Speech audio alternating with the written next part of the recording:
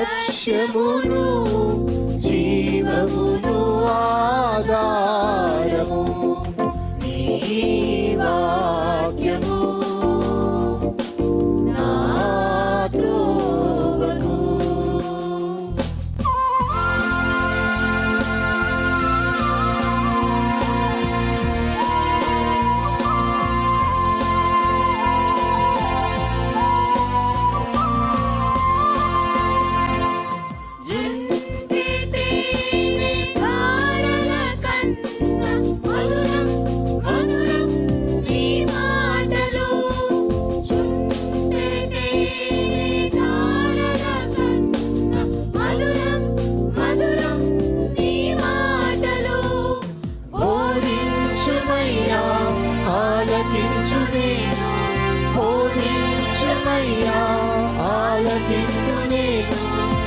అనుసరింతునయ్యా ఆత్మశక్తితో, అనుసరింతునయ్యా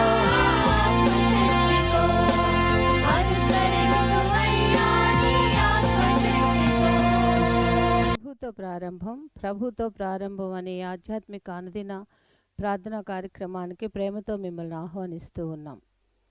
మన జీవితానికి ఆదియు ఆధారమునైనటువంటి ఆ దేవుణ్ణి మొదట మరణించుకున్నట్లయితే ఆ దినమంతయు ఆయన కృపాక్షేమములే మన వెంట వచ్చును. మొదట వేకునే లేవగానే మరి నీతిసూరుడైనటువంటి ఆయనని చూద్దాం, ఆయన మనలనైన స్వరాన్ని మనం విందాం. మన జీవిత కాలం అంతయు ఆయన ఆశీర్వాదములు దీవెనలు మన మీద కుమ్మరించును. యెషయి 65:24 మనం చూసినట్లయితే వారికి ఈలాగున జరుగును, వారు వేడుకొనుక మునుపు నేను ఉత్తరమిచ్చెదను, వారి మనవి చేయుచుండగా నేను ఆలకించెదను. మనవి చేయుచుండగానే ఆయన మన మనవిని ఆలకిస్తున్నాడు. కాబట్టి మరి ప్రతి దినము కూడా ఈ యొక్క అనుదిన ఆధ్యాత్మిక కార్యక్రమంలో మనం పాల్గొన్నట్లయితే మన జీవిత కాలం అంతయు కూడా ఆయన మేలులను మనం పొందుకోగలం, ఆ నిత్యరాజ్యంలో వారసులుగా మనము జీవించగలం. రండి, ప్రభుతో ప్రారంభం కార్యక్రమంలో పాల్గొనండి, ఆత్మీయ మేలులు పొందండి. దేవుడు మిమ్మల్ని దీవించును.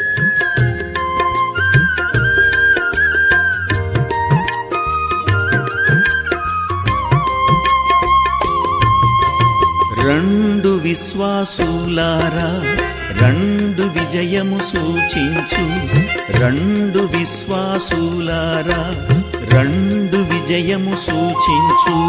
చుండెడు సంతోషంబును గల్గి మెండుగా నెత్తుడి రాగముల్ నిండవు హర్షము మనకు నియమించే దేవుడు. విజయం విజయం విజయం విజయం. రెండు విశ్వాసులారా రెండు విజయము సూచించు, రెండు విశ్వాసులారా రెండు విజయము సూచించు.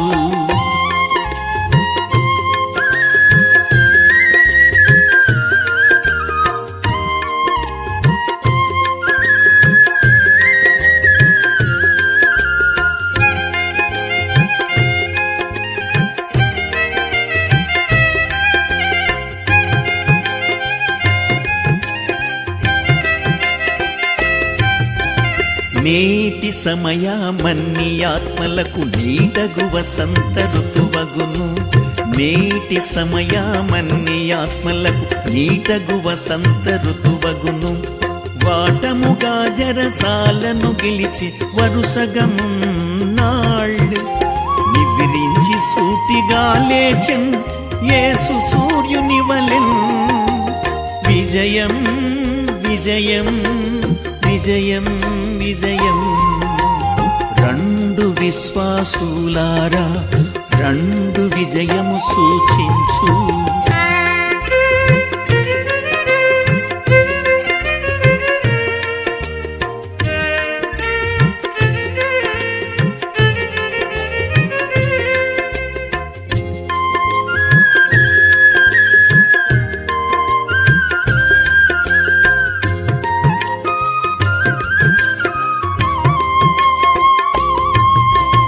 కన్ను కన్ను కానని చీకటి కాలము క్రీస్తుని కాంతిచే. కన్ను కన్ను కానని చీకటి కాలము క్రీస్తుని కాంతిచే. నిన్నాళ్లకు శీఘ్రముగా పోవుచున్నది శ్రీయేసుని కన్నాళ్ళ కాగని మనసన్ను తుల్భువిన్ విజయం విజయం విజయం విజయం రెండు విశ్వాసులారా రెండు విజయము సూచించు. క్రీస్తునందు ప్రియమైన దేవుని సంగమా, మరొక నూతన దినమును దేవుడు మనకు అనుగ్రహించాడు.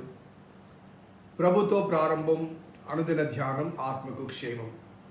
ఈ క్షేమకరమైన సువర్తమానములు అనుదినము ధ్యానం చేస్తుండగా దేవుడు మన హృదయాలకు అవసరమైన ఆధ్యాత్మికతను ఆయన అనుగ్రహిస్తుండగా రండి వేకువన లేచి దేవుని వాక్యాన్ని ధ్యానం చేద్దాం.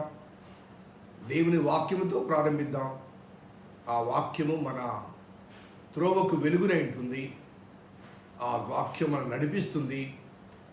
సజీవమైన మార్గములో, క్షేమకరమైన మార్గములో, నిత్యమైన మార్గములో మనల్ని ప్రయాణింపచేస్తుంది. ఈ వాక్యము నా పాదములకు దీపము, నా త్రోవకు వెలుగునై ఉన్నదని చెప్తాడు కీర్తనకారుడు.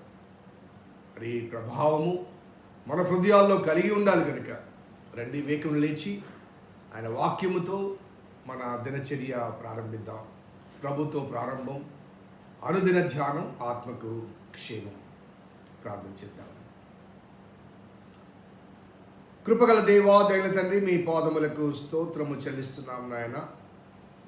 మీ ఉచితమైన దయా సంకల్పాన్ని బట్టి మమ్మల్ని ప్రేమించి అనుదినము మీరు మాకు అనుగ్రహిస్తున్న ఈ సువర్తమానములు బట్టి ప్రభాస్తుతులు చెల్లిస్తున్నాం. నీ లేఖనాల్లోంచి అనేక అంశాలు ఒక్కొక్కటిగా మేము నేర్చుకుంటుండగా విశదపరుస్తుంది నీవే కనుక స్తుతులు చెల్లిస్తూ నీ వాక్యాన్ని ప్రభు మరి మాకు మీరు వినిపించమని మా రక్షకుడైన యేసు నామమున అడిగి వేడుకొంచున్నాం తండ్రి, ఆమేన్. స్నేహితులారా, 12వ కీర్తన చివరి భాగానికి మనము వచ్చాం. మరి 5, 6, 7, 8 ఈ 4 వచనాలు మనం జ్ఞాపకం చేసుకుంటే, మరి గతంలో 4వ వచనంలోని 5వ వచనంలోని కొన్ని మాటలు, మా పెదవులు మావి, మాకు ప్రభువు ఎవడని వారు అనుకుందరు, మేము మా నాలుక చేత మేము సాధించదాం అనుకుంటారంటూ ఆ విషయాలు మనం జ్ఞాపకం చేసుకున్నాం.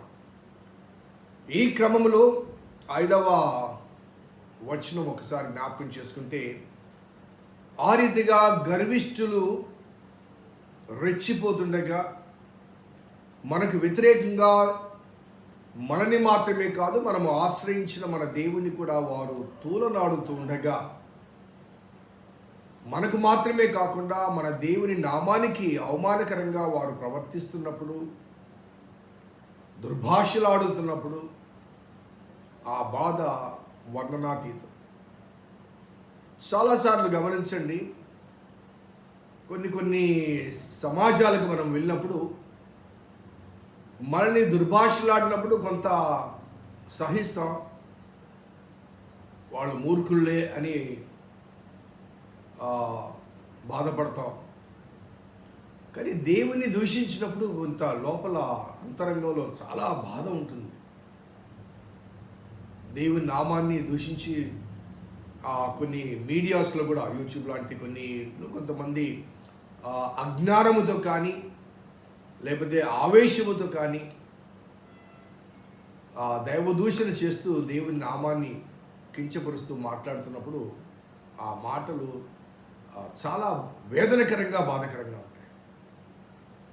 కొన్నిసార్లు ఏమీ చేయలేని నిస్సహాయ స్థితిలో లోపల కృంగిపోతుంటాం. కోపం వస్తుంటుంది, ఆవేశం వస్తుంది, కానీ ఏం చేయలేం.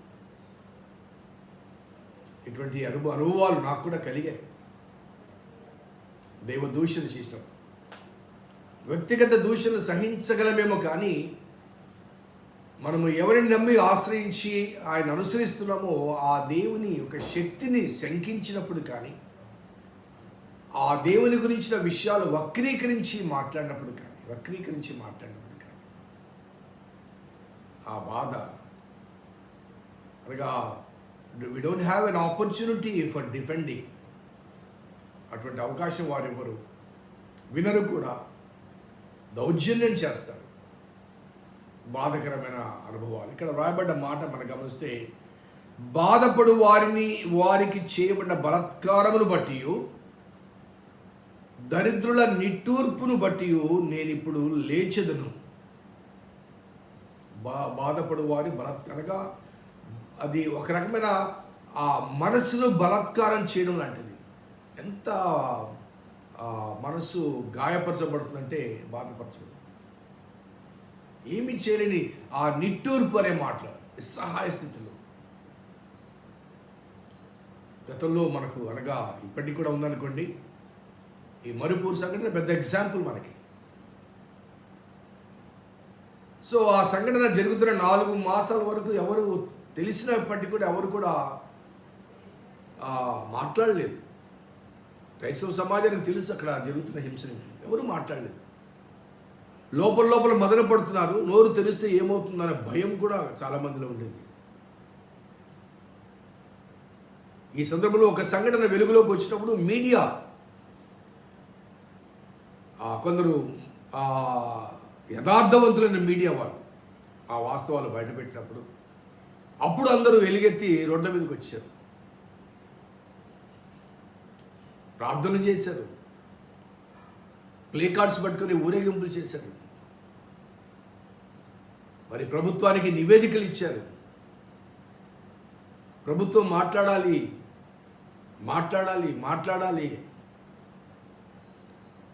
సో మాట్లాడారా చెప్పండి?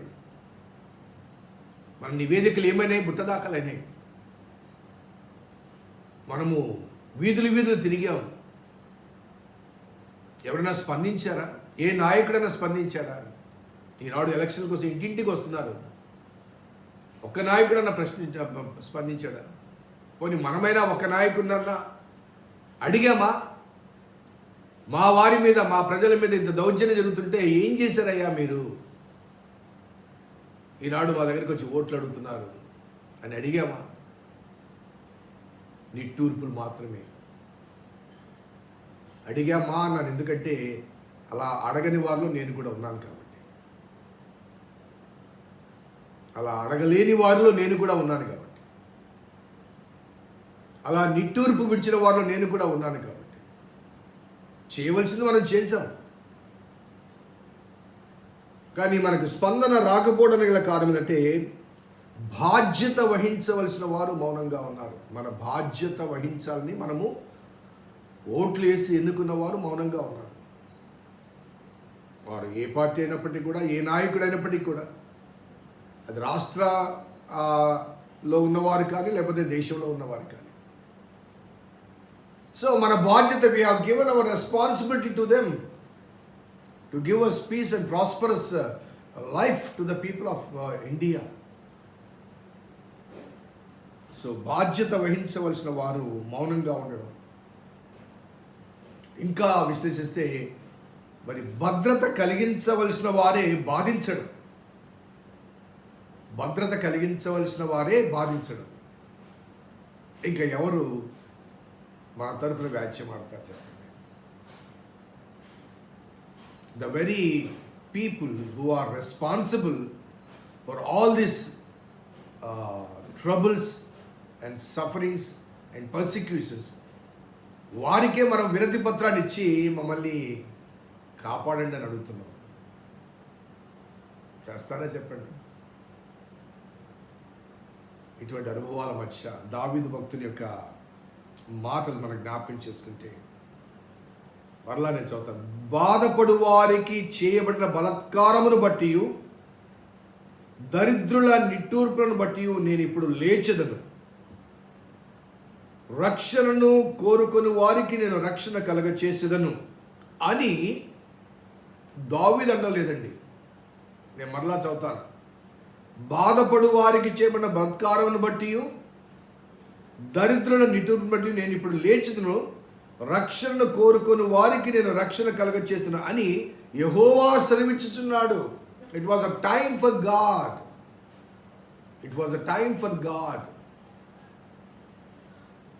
ఆ బాధపడు వారికి, వారి కలిగిన ఆ బలాత్కారాన్ని బట్టి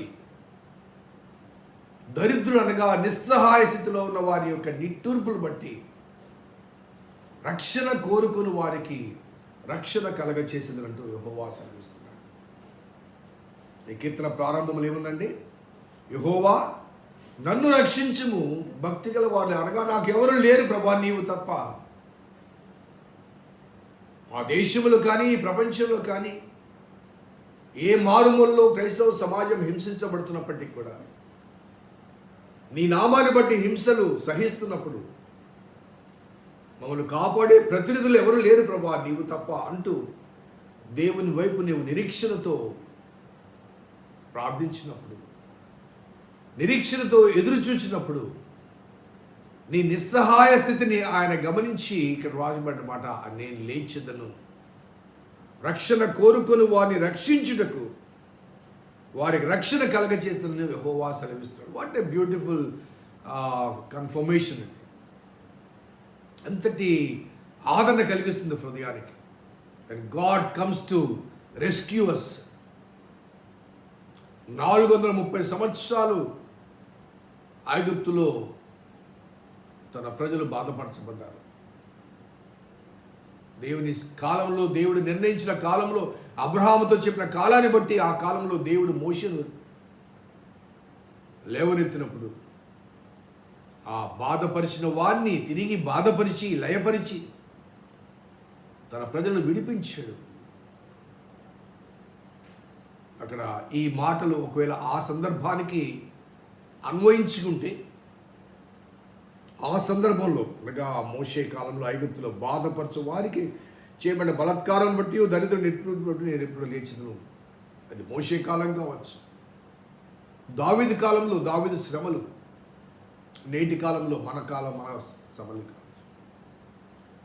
it was only God who can rescue us. It was only God who can rescue. మన క్రైస్తవ మీడియాలో కూడా వాళ్ళు వీలాగా వీళ్ళు వీలాగా, వాళ్ళకి ఇలా చేయండి వీళ్ళకి ఇలా చేయండి, వాళ్ళకి ఓటేయండి వీళ్ళకి ఓటేయండి అంటూ మన వాళ్ళు కూడా కొంతమంది ఆయా మాధ్యమాల్లో వాట్సాప్లో వీళ్ళు క్రైస్తవులకు వ్యతిరేకులు. చెప్పండి, క్రైస్తవులకు అనుకూలు ఎవరు చెప్పండి? ఈ లోక సంబంధమైన అధిపతులు కానీ, అధికారులు కానీ, నాయకులు కానీ, ఎవరైనా క్రైస్తవ సమాజానికి అనుకూలంగా ఉన్నవారు ఒక్కరిని చూపించండి. లేడు, ఒక్కడును కూడా లేడు. నీతిమంతుడు ఒక్కడు కూడా లేడు. అలాగని మిన్నకుండాలని కాదు,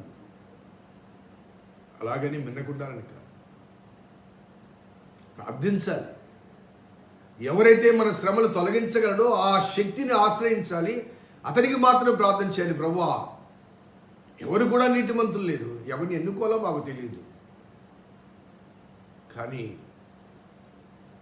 ఆ ఎన్నుకున్న వ్యక్తి నీ అదుపులో ఉండాలి.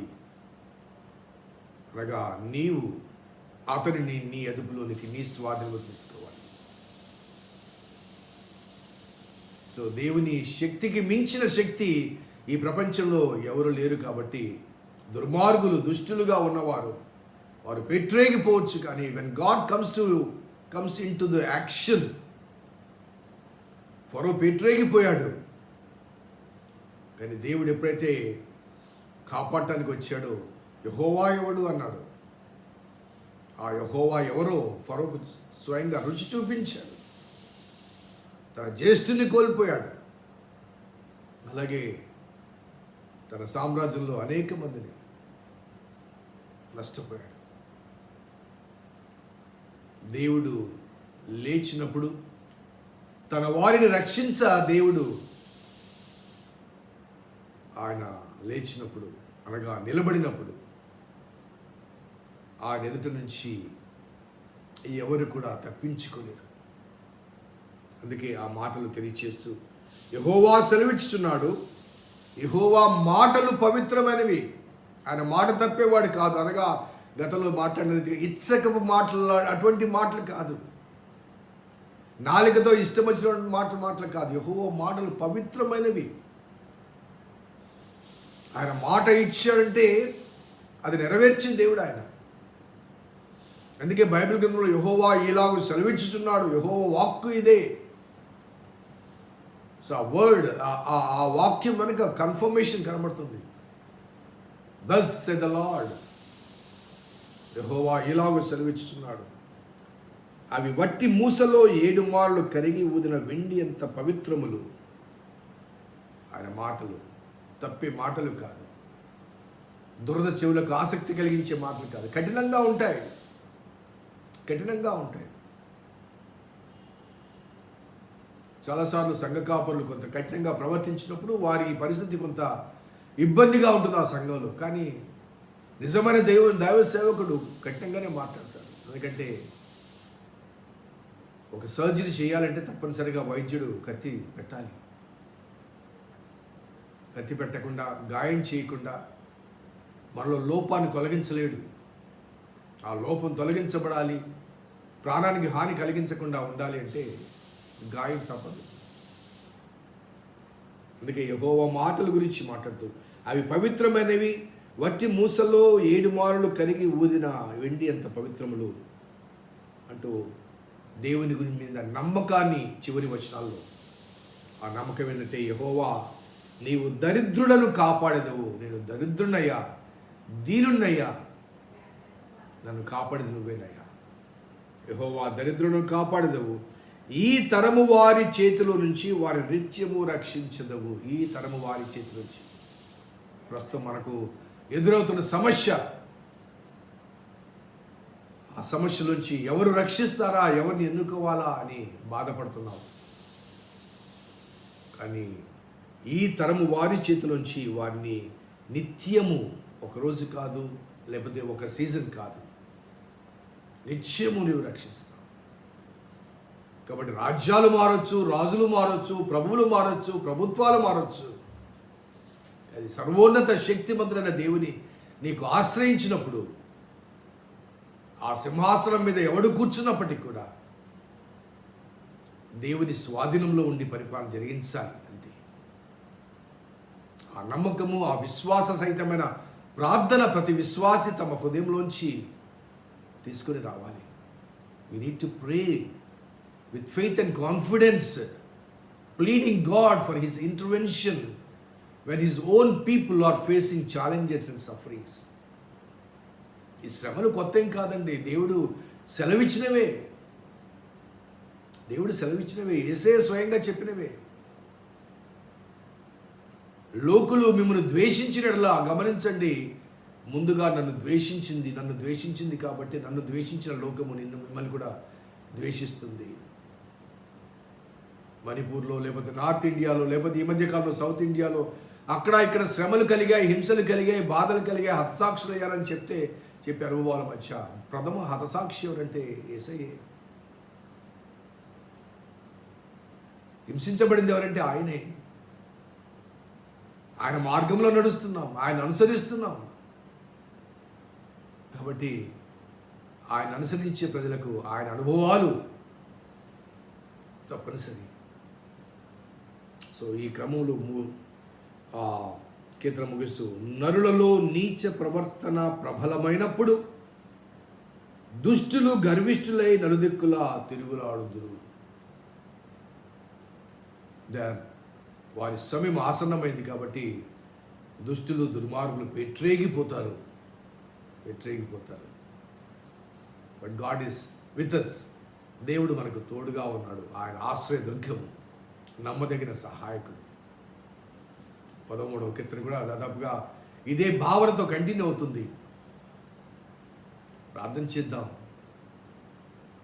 రాబోయే నేటి మన ఎన్నికలు మాత్రమే కాదు, మన దేశానికి సదాకాలము క్షేమం కావాలి, సంక్షేమంతో ఉండాలి, సహోదరత్వంతో ఉండాలి, సమానత్వంతో ఉండాలి. మానవులందరూ ఒకటే అన్న భావన. మార్గాలు వేరేనా, మతాలు వేరేనా, అందరూ దేవుని, సర్వోన్నతుడైన దేవుని సృష్టి అన్న వాస్తవాన్ని గమనించి పాలకులు కానీ ప్రజలు కానీ ఆ సహోదరత్వ భావాన్ని కలిగి ఉండాలని కోరుకుంటూ ఈ కీర్తన ముగిస్తున్నాను. ప్రార్థన చేద్దాం. కృపగల దేవా, దయగల తండ్రి, మీ పాదములకు స్తోత్రము చెల్లిస్తున్నాం నాయన. నీ ఉచితమైన దయా సంకల్పాన్ని బట్టి మమ్మల్ని ప్రేమించి నీవు మాకు అనుగ్రహిస్తున్న ఆధ్యాత్మిక సూచనను బట్టి ప్రభాస్తుతులు చెల్లిస్తూ నీ లేఖనాల్లోంచి అనేక అంశాలు మాకు బోధిస్తున్నారు ప్రభు. స్తుతులు చెల్లిస్తూ ఈనాడు మేము ఎదురవుతున్న సవాళ్ల నేపథ్యంలో ఈ నీ మాటలు మాకు ఎంతగానో సెద తీర్చాయి, మా నమ్మకాన్ని పెంపొందింపచేశాయి. నీవు మాకున్నావన్న ధైర్యాన్ని ఇచ్చాయి. ఆ ధైర్యంతో ముందుకు సాగుటకు మీ కృప దయచేయండి. మా రక్షకుడిని యేసు నామమున అడిగి వేడుకొంచున్నాం తండ్రి. ఆమేన్. తండ్రి, కుమార, పరిశుద్ధాత్మ త్రియేక దేవుని దీవెన వాక్యాభిలాషులకు, వారి యొక్క ఆధ్యాత్మిక అనుభవాలకు, సహాయానికి సదా తోడేయును గాక. ఆమేన్. God bless you. దేవుడు